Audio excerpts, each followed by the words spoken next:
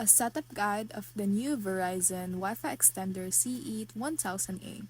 This is how to enhance your home network by expanding coverage and eliminating dead zones for Verizon Wi-Fi extender CE1000A.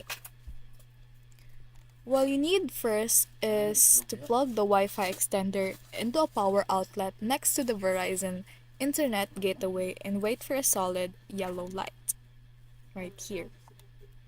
Press and hold unified button on the Wi-Fi extender for 3 seconds.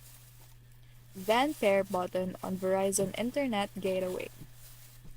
Unplug the Wi-Fi extender from the outlet. Move it between the Internet gateway and the weak Wi-Fi coverage area, then plug it into a power outlet. With Ethernet pairing, connect the Wi-Fi extender to the router via Ethernet cable. Plug the Wi-Fi extender into a power outlet and wait for a solid yellow light again.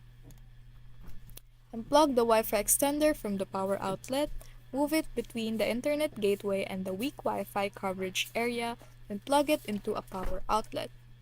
Once the LED indicator turns solid white, your setup is basically complete.